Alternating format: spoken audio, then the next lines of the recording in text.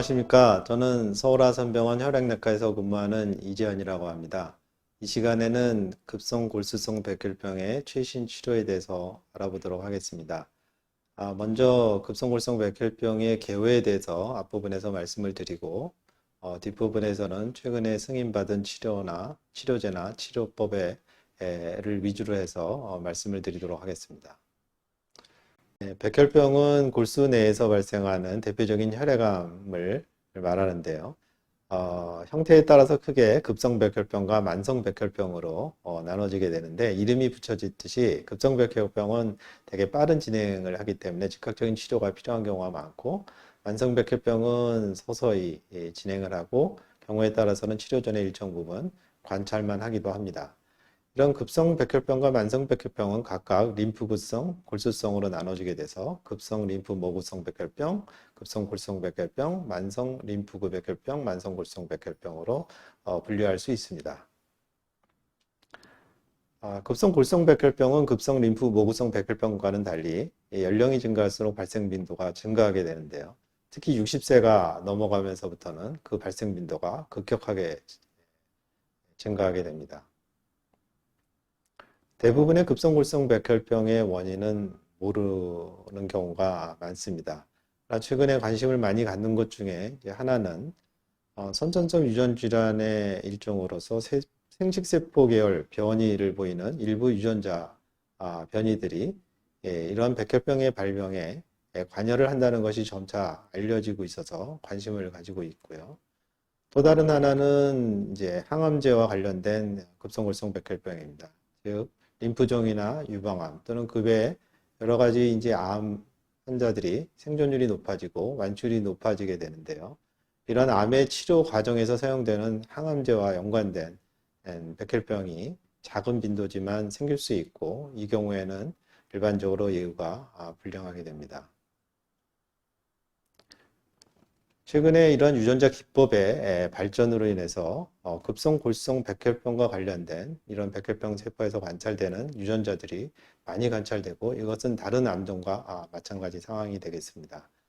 이러한 유전자들이 많이 밝혀짐에 따라서 이런 백혈병의 발병 기전에 대한 이해도가 높아지고, 이러한 유전자 변이들이 어떤 진단의 표지자가 되기도 하고 치료의 타겟이 되기도 하고, 또는 예후를 예측하거나 치료 과정을 모니터링하는 데 사용되기도 합니다. 예를 들면 이것은 이제 가장 최신의 그러한 그 급성골성 백혈병의 위험 분류가 되겠습니다. 과거에는 주로 염색체 변화를 가지고 이런 위험도를 평가한 데 반해서 최근에는 이러한 유전자들이 이런 위험도 평가에 포함되게 됩니다.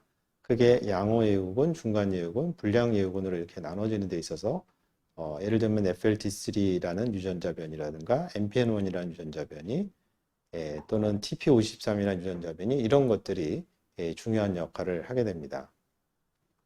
간단한 예를 보면 36세 남자인데 급성골성 백혈병으로 새로 진단을 받았는데요. 염색체 검사가 정상이었습니다.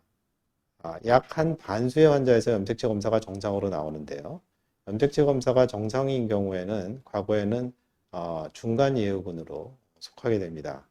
그런데 이 환자의 경우에 FLT3라는 유전자에 ITD라는 형태의 변이가 관찰되지 않았고, MPN1이라는 유전자 변이는 관찰이 되었습니다.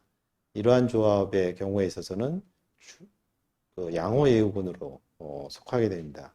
즉 과거에는 중간 예후군이었던 환자가 양호 예후군으로 변하게 됨으로써 이 치료에 대한 전략이 달라지게 되겠습니다. 일반적인 급성골성 백혈병의 치료 개요를 살펴보면요.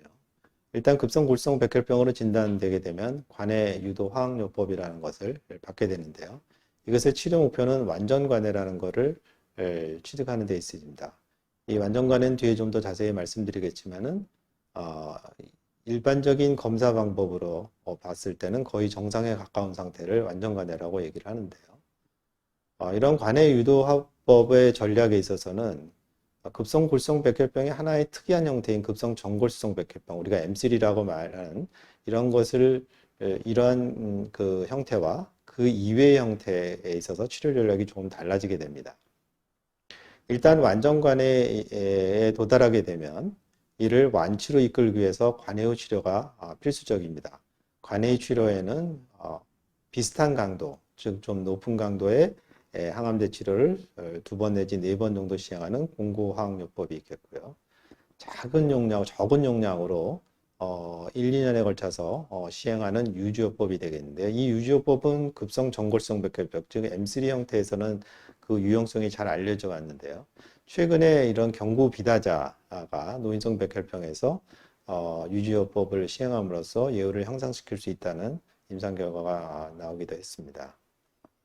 또 한편으로는 항암제는 중추신경계에 잘 들어가지 못하게 됨으로 인해서 이런 중추신경계에 백혈병이 침범하는 것을 예방하는 것을 시행하기도 하는데, 특히 고위험군의 전골성 백혈병에서 그 효용성이 잘 인정되고 있습니다. 그 위에 관해의 치료로서 굉장히 중요한 기법으로서 조혈모세포 이식이 있겠는데요. 조혈모세포 이식에는 크게 동종과 자가가 있고 뒤에서 좀 더 자세히 설명을 드리겠습니다.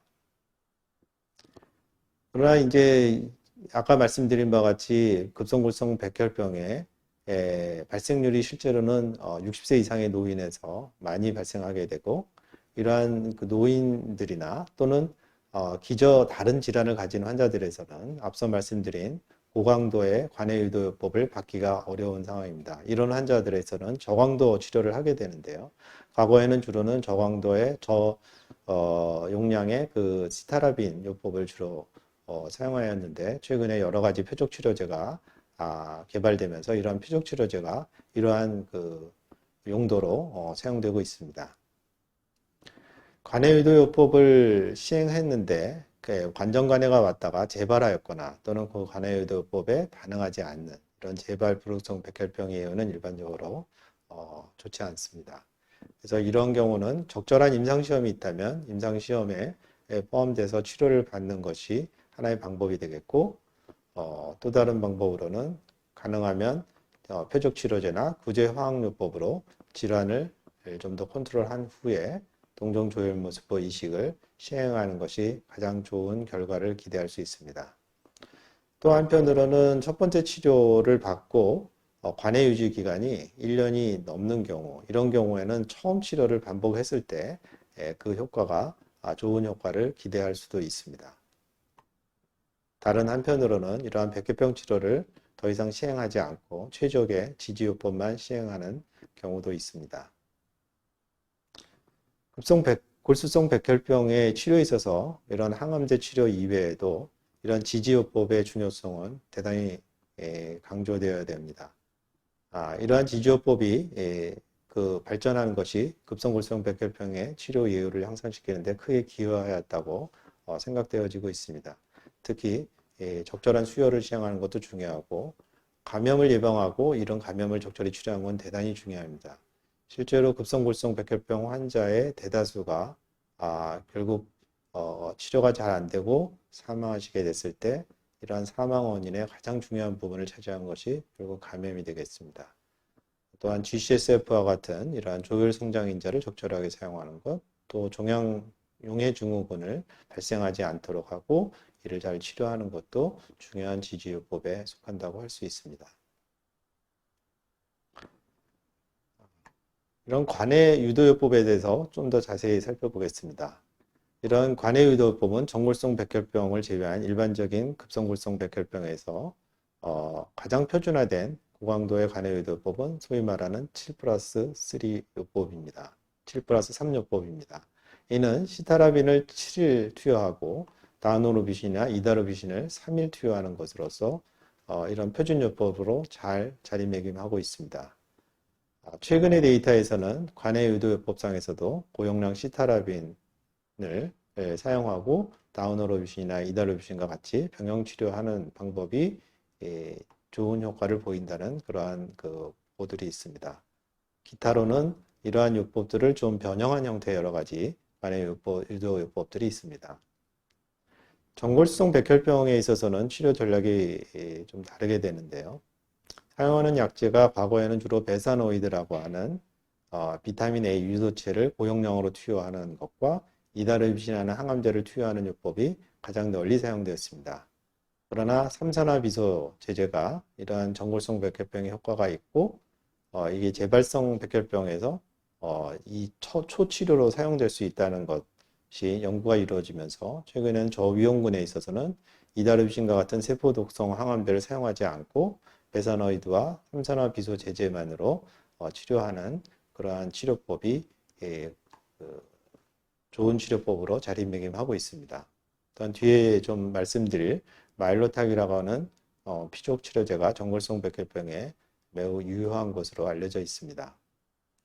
이러한 그 관해 유도요법의 목표가 완전 관해를 이루는 것이라고 말씀을 드렸는데요. 이런 완전 관해는 따로 정의를 하고 있습니다. 즉 빈혈을 제외한 혈구수가 정상으로 회복이 되면서 골수 내에 모세포가 5% 미만. 저는 상당히 임의적이긴 하지만은 이런 정의를 내린 이유는 골수 내에 정상적인 조혈 모세포가 2, 3% 정도 존재를 하기 때문에 이 모세포가 5% 미만이라는 의미는 백혈병 세포가 일반적인 방법으로는 유효하게 관찰되지 않는다. 이런 의미가 되겠고요. 골수 외에도 백혈병 세포가 침범할 수 있는데 이러한 침범의 증가가 없는 이런 조건들을 다 맞춰주는 것을 얘기한 것이고 이런 의미는 임상적으로 백혈병 세포가 위세 잔존 질환 수준으로 감소했다는 의미가 되겠고요. 이것은 완치를 위한 대단히 중요한 발편이 되겠습니다. 여기서 미세 잔존 질환이라는 말이 나오는데 이거 MRD라는 영어 약자를 많이 사용합니다. 최근에는 미세 잔존 질환 대신에 측정 가능 잔존 질환이라는 말을 하게 되는데요. 아까 말씀드린 일반적인 그러한 그 검사 방법으로 완전 관해를 획득하는 것은 보통 5% 수준의 백혈병 세포를 검출하는 것을 민감도로 갖는다고 볼 수 있습니다. 그러나 이러한 미세 잔존 질환을 검출할 수 있는 여러 가지 방법들, 예를 들면 여러 가지 정량 PCR 방법이라든가 또는 차세대 염기 서열 분석법을 이용한 것이라든가 또는 그 유세포 검사 방법을 이용한 것이라든가 이런 방법을 이용하면은 좀 더 민감하게 좀 더 적은 수의 백혈병 세포를 검출할 수 있겠습니다. 이러한 의미는 예후를 예측하는 데 있어서 대단히 중요합니다. 즉 미세 잔존 질환의 정도가 높을수록 즉 그 남아있는 백혈병 숫자가 높을수록 재발을 더 빨리 하게 됩니다. 그러나 미세 잔존 질환의 수준이 낮다면은 결국 재발하지 않고 완치로 이끌 수 있습니다. 따라서 이러한 미세 잔존 질환을 측정하고 이것을 완전관해와 안전관해 기준에 도입하는 것이 최근의 경향이고 이러한 임상에서 예후를 예측하는데 대단히 중요한 기법으로 여겨지고 있습니다. 그러나 이것을 모든 환자한테 적용할 수는 없고 이것을 적용할 수 있는 표출자를 가진 환자들에서 적용을 하고 있고 점차 많은 연구를 통해서 좀 더 많은 환자들이 이러한 미세 잔존 질환을 측정할 수 있도록 되어가는 방향성이 있습니다. 이 도표는 지난 50년 동안 급성골성 백혈병의 치료의 발전을 보여주는 한눈에 보여주는 도표가 되겠습니다. 실제적으로 급성골성 백혈병의 치료 성적은 지난 50년 동안 아주 대단히 많은 발전을 보였습니다. 항암제 측면에서 세포 독성 항암제 측면에서 본다면 아까 말씀드린 7+3 요법이 표준화로 잘 자리매김하고 이후에 공고요법이라는 걸 시행해야 된다라는 개념이 생기고 그 중에서 고용량 시타라빈 요법이 효과적이라는 이러한 것을 통해서 상당히 많은 발전이 이루어졌고요. 특히 이제 M3 전골성 백혈병의 치료는 다른 전략으로 해야 되고 이런 베사노이드라는 약제, 삼산화 비소제제 약제의 도입이 큰 발전을 이뤘습니다.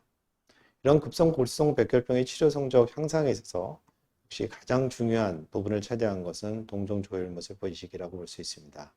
초기의 동종조혈모세포 이식은 젊은 환자들에 국한돼서 또 HLA라고 하는 유전자가 일치하는 공여자에 국한돼서 사용되어졌기 때문에 일부 환자에서만 사용되어 줄 수 있었습니다. 그러나 이것이 점차 발전되면서 전체 치료법을 저강도로 함으로써 좀 더 나이가 많고 기저질환이 있는 환자들에서도 이식을 할 수 있게 되었고 최근에는 이러한 반일치 이식이라는 개념이 도입되면서 거의 이 시기를 필요로 하는 거의 모든 환자가 이식을 시행받을 수 있는 그런 수준까지 발전이 되었습니다.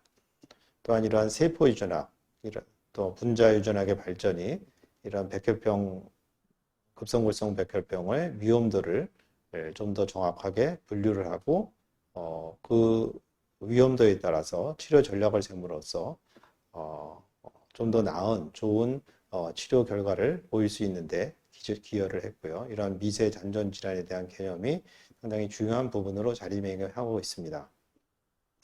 그러나 급성골성 백혈병에서는 사실 새로운 약제 개발에 있어서는 상당히 침체기가 거의 한 30년 이상 있었습니다. 그러던 것이 2017년을 기점으로 해서 많은 새로운 치료제들이 승인을 받고 있고 또 새로운 치료제들이 개발이 되고 있어서 이런 급성골성 백혈병의 치료를 좀 더 발전시키는데 기여를 하고 있다고 볼 수 있습니다. 먼저 이식에 대해서 잠시 살펴보겠습니다. 조혈모스프 이식은 공여자에 따라 크게 자가 이식과 동종 이식으로 나눕니다. 여기 동계 이식이라고 있는데 동계 이식은 사실 일란성 쌍생아이기 때문에 상당히 그 빈도가 적다고 볼 수 있고요. 동종 이식은 자기 본인 것 이외에 다른 사람 것을 이용한다고 하겠는데 공여자가 될 수 있는 것은 아까 말씀드린 HLA라는 것이 일치하는 형제 또는 HLA가 일치하는 비혈형 공여자 또는 가족 내 반일치 공여자들이 공여자로 될 수 있겠습니다. 채집원에 따라서는 이게 골수에서 채집하느냐, 말초혈에서 채집하느냐, 또는 제대혈을 이용하느냐 하는 건데 거의 많은 부분이 말초혈을 사용하게 되고 말초혈을 사용하기 위해서는 가동화라는 기법을 사용해야 됩니다. 이것은 자가조혈모스프 이식과 동종조혈모스프 이식을 개요를 보여주는 그림이 되겠습니다. 자가조혈모스프 이식은 보시는 바와 같이 본인의 골수 또는 혈액에서 조혈모세포를 채집해서 일단은 냉동 보관을 하게 되고요. 일정 그 시간을 정해서 환자에게 전처치료법에 고용량의 항암제나 방사선 치료를 시행하게 되고 이후에 이 얼려두었던 조혈모세포를 해동하여 주입을 하게 되는데요. 따라서 자가조혈모세포 이식의 주요 목적은 이러한 고용량의 항암제나 방사선 치료를 가능하게 하기 위한 방법이라고 볼 수 있습니다. 반면에 동종조혈모세포 이식은 본인은 전처치료법을 받게 되고 공여자로부터 공여자의 혈액이나 골수에서 조혈모세포를 채집해서 또는 제대혈을 환자한테 주입을 하게 되겠고요. 이렇게 됨으로 인해서 서로 공여자와 환자와의 차이로 인한 동종 면역 반응이라는 게 발생하고 이것이 한편으로는 20편대 백혈병 효과라는 좋은 치료 효과를 나타내지만 또 한편으로는 20편대 숙주질환이라고 하는 부작용을 가져오게 됩니다. 즉 동종조혈모세포 이식은 자가조혈모세포 이식에 비해 이러한 항암제 효과 이외에 동종 면역 반응이라고 하는 아주 강한 백혈병 효과를 인해서 치료 효과적인 면에서는 훨씬 우수한 치료법이라고 볼 수 있습니다. 그러나 그 한편으로는 이러한 합병증, 20편대 숙주질환 같은 합병증이 자가조혈모세포 이식에 비해서는 훨씬 더 위험도가 높다고 볼 수 있고요. 따라서 질환에 따라서 또 질환의 상태에 따라서 환자의 상태에 따라서 이러한 치료 이식의 종류를 선택할 필요가 있습니다. 실제로 급성골성 백혈병에 있어서는 동종조혈모세포 이식을 어떻게 잘 적용을 하느냐 하는 것이 중요하게 되겠는데요. 일반적인 동종조혈모세포의 적응증을 보면은 1차 관해에 있는 상태, 1차 관해에 있는 환자의 경우에 있어서는 중간 예후군, 불량 예후군에 속하는 환자들에게 적용을 하게 됩니다. 양호 예후군의 경우에 있어서는 동종조혈모세포 이식이 더 치료 성적을 향상시킨다고 생각되지 않고 있습니다. 또 다른 적응증으로는 2차성 백혈병입니다. 즉 골수 형성 이상 증후군에서 급성골수성 백혈병으로 진행한 경우 또는 아까 말씀드린 이전에 다른 암의 치료를 위해서 항암제를 투여받은 경우 이런 항암제 치료와 연관된 치료 연관 백혈병의 경우에 있어서는 일반적으로 예후가 나쁘기 때문에 1차 관정간의 상태일 경우 예후군에 상관없이 동종조혈모세포 이식을 일반적으로 적용하게 됩니다. 그 외로는 2차 관해 이상, 2차 이상의 완전 관해 또는 항암제 불응성 재발성 백혈병의 경우에 있어서 동종조혈모세포 이식을 적극적으로 고려하게 되겠습니다. 이러한 동종조혈모세포 이식에서는 HLA라고 하는 개념이 중요합니다.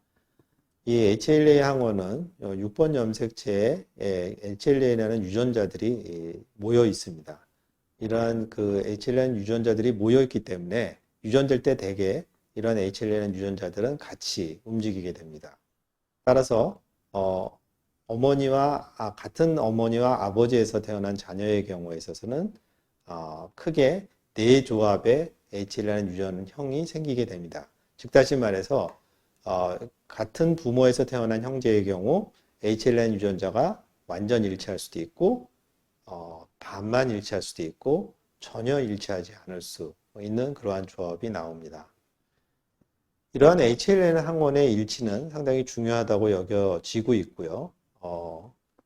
실제로 이러한 HLN 항원이 잘 일치할 경우에는 이식 후 합병증이, 이식편제 습출량 합병증이 적겠지만은 그렇지 못한 경우에는 상당한 부작용을 가져올 수 있는 그런 개념입니다. 따라서 초창기에는 이러한 HLA 항원을 반드시 일치시킨 경우에만 공여자로서 적합하다 이렇게 생각을 해왔습니다. 그러나 그렇게 될 경우에 HLA가 일치하는 형제를 찾는 경우 또는 비혈연 공여자를 찾는 경우에는 이식의 질환의 상태는 이식을 해야 되지만 이식의 적절한 공여자를 찾지 못해서 이식을 못하는 경우가 상당히 많이 있었습니다. 그러나 최근에 혈형 내에 HLA가 반일치하는 경우에도 동종조혈모표 이식이 가능하고 실제로 그 성적이 이러한 HLA 일치 형제나 일치 비혈연에 비해서 못하지 않다라는 연구 결과들이 많이 나오면서 이제는 실제로 공여자가 없어서 이식을 못하는 경우는 상당히 드물다 이렇게 볼 수 있습니다. 실제로 우리나라에서 공여자의 비율을 보면은 최근에 있어서는 반일치 이식과 비혈연 이식과 형제 일치 이식이 각각 한 3분의 1 정도씩 차지하고 있고 반일치 이식의 비율이 점점 높아지고 있는 상황입니다. 반면에 제대혈의 경우에서는 초창기에 많이 연구가 되다가 최근에서는 그 빈도가 적고 주로 소아에서만 이루어지고 있는 그러한 현상입니다. 다음으로는 최근에 많이 개발되고 또 승인을 받고 있는 이런 표적 치료제에 대해서 살펴보도록 하겠습니다. 이거는 그 급성골성 백혈병의 백혈병 세포를 도식화한 그림이 되겠는데요. 가장 먼저 치료 표적이 된 것은 FLT3 유전자 변이입니다. 실제로 유전자 변이 중에서는 가장 많은 빈도로 발생하기도 하고 또한 이 FLT3 유전자 변이는 발질환의 발병에도 관여를 하게 되고 또한 이러한 FLT3 유전자 변이가 있는 경우는 일반적으로 예후가 좋지 않습니다. 그래서 이러한 FLT3 유전자 변이를 타겟으로 하는 그러한 치료제들이 가장 활발하게 개발이 되고 있고 실제로 승인이 되고 있습니다. 다른 하나는 미토콘드리아 매개 세포 사멸입니다. 이 미토콘드리아 매개 세포 사멸은 상당히 중요한 그 역할을 하게 되고 백혈병 세포가 대개 이러한 부분들이 잘 이루어지지 않기 때문에 잘 사멸하지 않고 생존을 하게 되는 부분입니다. 따라서 이러한 미토콘드리아 매개 사멸을 복원하는 쪽의 약제들이 개발이 되고 있고요. 다른 하나는 후성 유전학 이상을 교정하는 방법입니다. 특히 IDH1이나 IDH2와 같은 이러한 유전자 변이들이 주로 관여를 하는 그러한 패스웨이를 그러한 경로를 차단하는 것이 되겠습니다. 다른 해지옥이라는 경로를 차단하는 약제가 개발이 되었고요. 다른 하나는 CD33 항원에 대한 항체 치료제, 아까 M3 말씀드릴 때 잠깐 언급했던 마일로턱 같은 약제들이 속하겠습니다. 그 외에 다른 경로들도 사실은 많은 연구들이 이루어지고 있는데요. 실제로 이제 승인받은 약제를 중심으로 보면 FLT3 변이 신호를 차단하는 FLT3 신호를 차단하는 억제제 중에서는 라이다비라는 약과 조스타파라는 약이 승인이 되었고요. 미토콘드리아 매개 세포 사멸 복원에서는 벤클렉스다가 대표 주자로 지금 승인이 받아서 널리 사용되고 있습니다. 다른 한편 CD33 항원에 대한 항체 치료제가 마일로탁이 되겠고 이거 역시 이제 승인이 돼서 사용되어지고 있고요. 이런 후성 유전학과 관련된 IDH1, IDH2 각각을 표적으로 하는 팁소브나 이디파 같은 약제들이 이런 표적 치료제로 승인이 되어 있습니다. 이런 해지옥 경로 차단하는 약제로는 다우리스모라는 약이 승인이 되었는데요. 실제 우리나라에서는 윗부분에 약들이 라이답, 조스타파, 벤크렉스타, 말로탁이 승인이 되었고 이 중에서는 급여가 일부 되기도 하고 안 되기도 하지만 우리나라에서 사용 가능한 약제들이고 이런 팁서버, 이디파, 다우리스몬은 아직 우리나라에서 승인되지는 않은 상태입니다. 이런 표적 치료제는 아니지만 저메틸화제라는 것이 새로운 약제로 많이 사용되어지고 있습니다. 이 저메틸화제는 크게 비다자란 약과 다코젠이라는 약이 있는데요. 이 저메틸화제의 개념은 실제로 암세포에서는 종양 억제 유전자, 즉 암 발생을 억제하는 유전자의 발현을 방해하는 기전이 있는데요. 이것은 종양 억제제의 유전자의 앞부분에 이러한 소위 말하는 메틸기라는 것이 많이 있게 되고 이런 메틸기라는 것이 많이 있게 되면은 이런 종양 억제 유전자의 발현을 방해하게 됩니다. 그런데 이러한 저메틸화제를 투여하게 되면 이런 메틸화기를 만드는 DNMT라고 하는 효소를 억제를 시켜서 이러한 종양 억제 유전자가 발현하게 하는 그러한 기전을 가지고 있습니다. 이것은 주로 골수 형성 이상 조응을해서는 10년 이상 사용되어지고 있고 최근에는 노인 급성골성 백혈병에서 단독요법 또는 새로 개발되는 표적치료제와 병합요법으로 널리 사용되어지고 있는 약제입니다. 그런데 이러한 저메틸화제인 비다자와 다코제는 모두 주사치료제입니다. 주사치료제이고 실제로 체내에 들어갔을 때 반감기가 매우 짧은 단점을 갖고 있습니다. 이러한 단점을 극복하고자 개발된 약이 경구용 비다자가 되겠습니다. 이런 경구용 비다자는 이런 주사용 비다자나 다코젠과는 다른 양력학, 약동학적 특성을 가지고 있어서 좀 더 체내에 오래 머물게 되고 또 장기간 투여할 수 있는 그러한 장점을 갖고 있습니다. 실제로 급성골수성 백혈병 1차 관해 유도 후 경구용 비다자 유지요법에 대한 3상 연구가 이루어졌고 경구용 비다자요법을 투여한 경우에 전체 생존기간과 비재발 생존기간이 향상되었다는 그런 보고가 있어서 이것이 미국과 유럽에서 승인을 받아서 사용되어지고 있고 우리나라에도 곧 도입이 될 예정에 있습니다. 다음은 아까 말씀드린 FLT3 억제제입니다. FLT3라고 하는 물질은 실제로 세포막에 걸쳐서 있는 물질이고요. 세포 외부의 어떤 신호를 받아들여서 그것이 세포 내로 어떤 특정 신호를 전달하게 하는 중요한 물질입니다. 이러한 FLT3를 만드는 유전자에 변이가 올 수 있는데요. 급성골성 백혈병에서는 크게 두 가지 형태의 변이가 있습니다. 하나는 ITD, 아까 말씀드린 ITD라는 변이고요. 이것이 실제로 가장 많은 빈도로 발생을 하게 되고 주로 나쁜 예후와 연관이 되어 있습니다.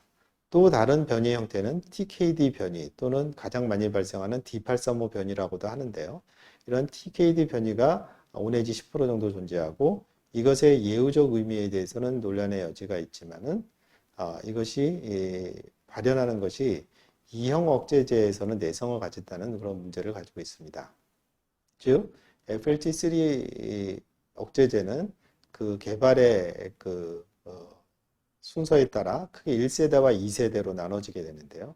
주로 2세대의 그런 FLT3 억제제가 좀 더 FLT3라고 하는 물질에 좀 더 특이적으로 작용하는 물질이 되겠습니다. 한편으로는 작용 기전에 따라서 크게 1형하고 2형으로 나누는데요. 1형의 경우에서는 이런 두 가지 변이에 모두 효과적이지만 2형의 경우에 있어서는 ITD 변이에서만 효과적입니다. 현재 승인받은 약제는 1형에 속하는 라이답과 조스타파라는 약제가 있고요. 2형에 속하는 넥사바라는 약은 아직 승인되지는 않았지만은 실제로 좋은 연구 결과들이 많이 있어서 특별히 기관별로 승인받아서 많이 사용되고 있는 약제이기도 합니다.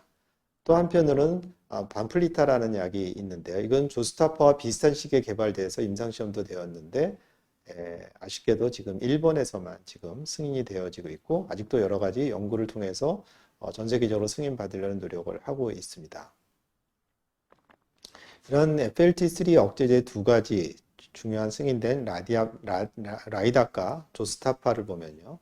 라이답이 승인받은 것은 이러한 초치료에서 처음 치료에서 1차 치료제로 승인을 받았습니다.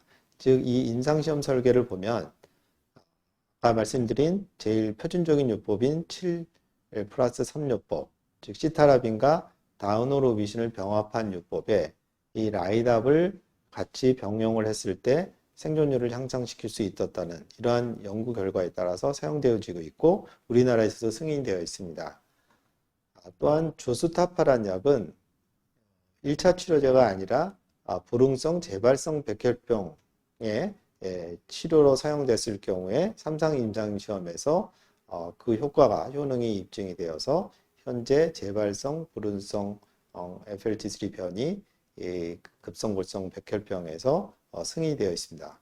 물론 이런 약제들이 앞으로 임상 연구 결과에 따라서는 또 1차 치료제로 사용될 수도 있고 다른 유지요법으로 사용될 수도 있겠고 여러 가지 용도로 사용될 수 있겠지만 현재로서는 라이답은 1차 치료제, 조스타파는 불응성 재발성 백혈병에서 승인이 되어서 사용되어지고 있습니다. 다른 하나는 아까 후성 유전학과 관련된 그러한 유전자 변이인 IDH 유전자 변이에 대한 IDH 억제제들입니다. 크게 IDH1 유전자 변이와 2 유전자 변이가 있는데요. 이러한 유전자 변이가 발생하게 되면은 체내에 2HG라고 하는 물질이 축적이 되고 이런 것이 후성 유전학의 변이를 가져오면서 암의 발생 초기에 주로 관여를 하게 됩니다. 따라서 이런 것들을 타겟으로 하는 것이 치료 효과가 있다고 생각이 되어져서 이런 치료제들이 개발이 됐는데요. IDH1 변이를 타겟으로 한 것이 팁스보라는 약제고 IDH2 변이를 타겟으로 한 것이 이디파라는 약제가 되겠는데 각각의 약제가 이런 IDH1 변이가 있는 환자, 2 변이가 있는 환자들에서 대상으로 한 임상시험에서 그 효능이 입증되어서 현재 치료제로서 승인이 된 약제고 우리나라에서는 아쉽게도 아직은 도입되지 않은 약제가 되겠습니다. 다음은 그 최근에 신약 중에서 굉장히 중요하게 여겨지고 있는 것이 이제 벤크렉스타라는 약입니다. 이것은 아까 말씀드린 미토콘드리아 맥의 사멸과 관련된 것이고요. 이러한 벤크렉스타가 이러한 사멸을 방해하는 BCL2라는 그러한 물질의 결합을 함으로 인해서 이런 사멸의 과정들이 일어날 수 있도록 하는 약제입니다. 이 약제는 만성 림프구성 백혈병에서도 승인이 돼서 사용되는 약제인데요. 급성 골수성 백혈병에 있어서는 이 벤크락스타라는 약이 단독으로 사용되는 것보다는 비다자나 또는 다코젠과 병용요법으로 또는 저용량 시타라빈과 병용요법으로 사용되었을 때 우수한 효과가 나타난다는 것이 입증이 되었고 따라서 이 요법들이 승인이 된 상태고 우리나라에서도 이 요법들이 승인이 되어 있는 그런 상태입니다. 다음은 아까 몇 번 언급이 되었던 마일로탁이라는 약제입니다. 이 마일로탁이라는 약제는 항체 치료제가 되겠는데요. CD33이라고 하는 항원에 대한 항체가 되겠는데 단순 항체가 아니고 이 항체에다가 오조가마이신이라는 그런 세포 독성 항암제가 연결된 항체 치료제입니다. 즉 백혈병 세포의 표면에 있는 CD33이라는 항원에 이 항체 치료제가 달라붙게 되고요. 이게 달라붙으면 세포 내로 이렇게 들어오게 됩니다. 세포 내로 들어온 뒤에는 이 오조가마이신이라는 부분이 이렇게 갈라져서 유리가 되고 이 유리된 오조가마이신이 DNA에 작용을 해서 이 세포가 사멸되는 그러한 그 치료 기전을 갖는 약제가 되겠습니다. 이 약제는 실제적으로 초기에 승인이 되었다가 부작용으로 인해서 시장에서 다시 퇴출되게 됩니다. 그랬다가 최근에 이러한 약제 용량이나 치료 방법을 개선하면서 다시 승인을 받게 되는데요. 이런 다시 승인을 받는 데 있어서 중요한 5개 임상시험이 있는데요. 그 5개 임상시험을 같이 한꺼번에 분석한 것이 이제 메타 분석이 되겠습니다. 이 메타 분석 결과를 보면 급성골성 백혈병의 양호 예후군과 중간 예후군의 이 마일로탁이라는 약을 사용했을 경우에 병용했을 경우에 좋은 우수한 치료 효과를 나타낸다라고 되어 있고, 그러나 불량예후군에서는 그 치료 효과가 입증되지는 않았습니다. 따라서 현재 승인받은 그런 그 기준으로는 이러한 양호예후군, 중간예후군 환자 중에서 CD33 항원을 표현하는 그런 환자들한테서 치료제로 승인을 받은 상태입니다. 다음은 사실은 표적치료제는 아니고 새로운 개념의 세포 독성 항암제인 빅세우스라는 약입니다. 이 빅세우스라는 약은 7+3 요법에 쓰이는 시타라빈과 다우노로비신을 하나의 리포점이라고 하는 지방 소체 안에 일정한 비율, 5대1의 비율로 만든 약제입니다. 따라서 이 빅세우스라는 약제 안에는 시타라빈과 다우노로비신이 같이 함유되어 있는 그런 약제가 되는데요.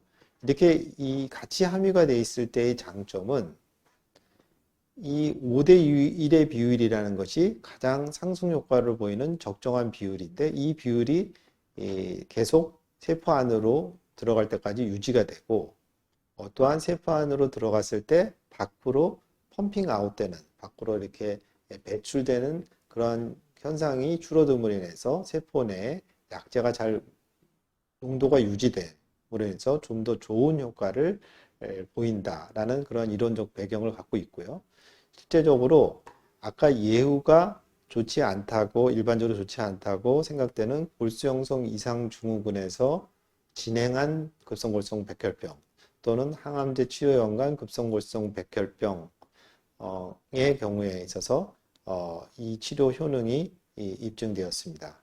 그래서 그 3상 임상 결과를 바탕으로 해서 현재 골수형성 이상 증후군 연관 급성골성 백혈병 또는 항암제 치료 연관 급성골성 백혈병에서 이런 빅세우스가 그 적응증을 승인을 받았고 우리나라에도 도입하려는 그러한 절차를 받고 있는 그러한 새로운 개념의 세포 독성 치료제가 항암제가 되겠습니다. 이와 같이 제가 오늘 말씀드린 것은 최근에 개발되고 있는 이러한 표적치료제 또는 신약의 중에서 승인받은 약제, 또 임상적으로 의미가 있다는 중요한 의미를 가진다는 약제를 위주로 일부 소개를 해드렸습니다. 실제로 이러한 신약, 이 표적치료제 등 신약이 이제 표준치료제로서 역할을 하고 있는데요. 관해유도요법에서 보면 고강도 관해유도요법에서 아까 말씀드린 바와 같이 양호 또는 중간예후군인데 CG34 항원이 양성인 경우에는 이런 기존의 7+3 요법에 더해서 마일로탁이라는 약제를 같이 사용하는 것이 권장되고 있고 그러나 우리나라에서는 아직 마일로탁이 이제 도입하는 과정에 있습니다. 다른 하나는 FLT3 변이가 있는 환자에서는 7+3 요법에 라이다 약제를 같이 병용하는 것이 권장이 되고 있고 우리나라에 승인이 된 상태고요. 또는 방금 말씀드린 골수형성 이상증후군 또는 항암제 치료 연관 급성골성 백혈병에서는 빅세우스라고 하는 새로운 개념의 세포치료 독성제가 세포치료 항암제가 세포 독성 항암제가 이런 관해유도요법으로 자기명령하고 있습니다.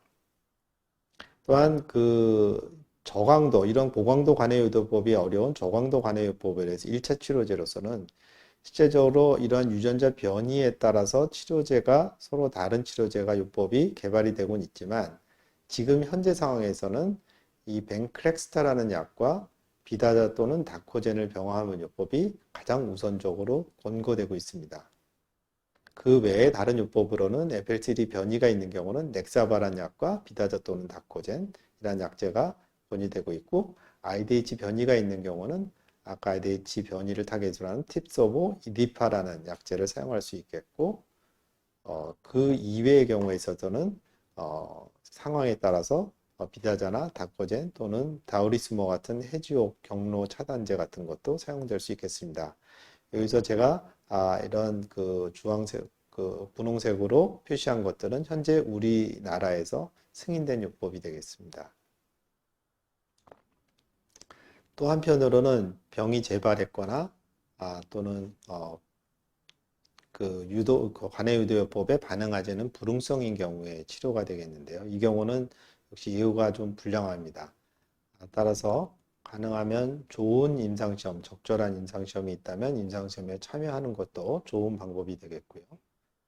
또한 표적치료제를 사용해서 일단 병을 호전시키고 그 이후에 가능하다면 동종조혈모습표시 같은 유효한 치료법을 받는 것도 좋은 방법이 되겠는데요.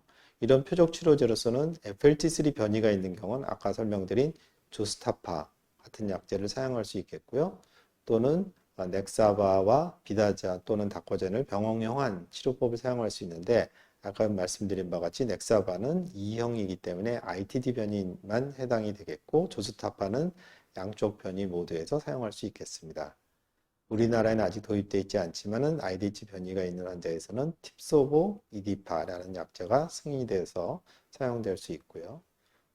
GDA34 항원이 양성인 환자에서는 마일러턱을 이용해 볼 수 있겠습니다. 고강도 치료요법으로서는 사실 아직 그 새로운 신약이 그 어떤 중요한 역할을 담당하고 있지는 못하고 기존에 사용되던 약제들을 사용해야 되겠고 저강도 치료에서도 역시 기존의 약제들을 사용하되 벤크렉스타를 저메트라제나 저용량 시타라빈과 함께 사용하는 요법이 좀 더 효과가 있다라는 연구 결과들이 있어서 이러한 요법을 사용하기도 합니다. 이제 오늘 제가 말씀드린 내용을 요약하고 맺은말을 말씀드리도록 하겠습니다. 지난 50년 동안 급성골성병 백혈병의 치료는 많은 발전이 이루어졌고요.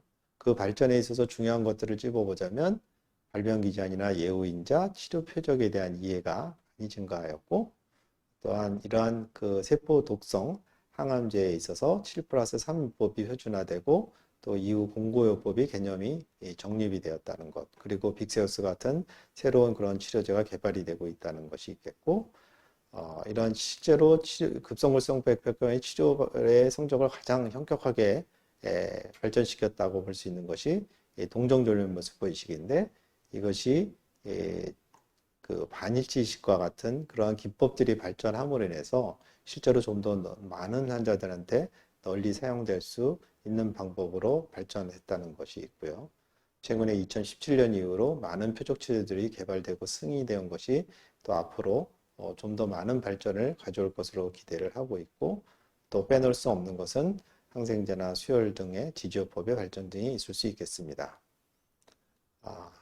다시 말씀드리지만 2017년 이후로 급성골성 백혈병에서는 많은 새로운 치료제들이 사용 승인이 이루어지고 있는데요. 실제로 더 많은 치료제들이 현재 개발이 되고 있고 이러한 치료제들을 이용한 여러 가지 병용요법들이 연구가 되어지고 있어서 앞으로 좀 더 급성골성 백혈병의 치료가 좀 더 향상될 것으로 기대를 하고 있고요. 그와 더불어 이런 질환에 대한 이해도가 좀 더 증가하고 특히 차세대 염기서열법이 이러한 기법이 발전함으로 인해서 이러한 유전자 변이 검출이 좀 더 보편화돼서 이루어지고 있고 이런 것들이 모두 합쳐져서 급성골성 백혈병이 좀 더 많은 발전을 이루고 좀 더 발전된 모습의 정밀 의료의 제공이 가능해짐으로써 좀 더 우리 급성골성 백혈병 환자들이 더 많은 환자들이 완치되고 잘 치료받을 수 있을 것으로 기대를 하고 있습니다. 우리 급성골성 백혈병 환우 여러분들 또 보호자 여러분들은 이러한 그 새로운 치료법들이 많이 개발이 되고 또 발전을 하고 있기 때문에 이러한 부분에 대해서 질환에 대해서 좀 더 잘 이해하도록 노력하시고 또한 이러한 치료법에 대해서도 잘 이해함으로써 치료를 담당하고 계시는 주치의 선생님과 좀 더 좋은 그런 논의를 할 수 있게 되겠고요. 또한 이러한 병에 대해서 주치의 선생님과 잘 논의를 함으로써 본인에게 가장 적절한 치료법을 선택해서 좋은 치료를 받을 수 있도록 하는 노력이 필요할 수 있겠다라고 생각이 됩니다. 우리 급성골성 백혈병 환자분들이 잘 그 질환을 극복해내고 좀 더 많은 환자들이 완치가 될 수 있도록 기대를 하고 또 이 분야에 일하고 있는 저 또한 그런 것을 위해서 좀 더 노력을 하도록 하겠습니다. 오늘 제가 말씀드린 내용은 여기까지고 경청해 주셔서 감사합니다.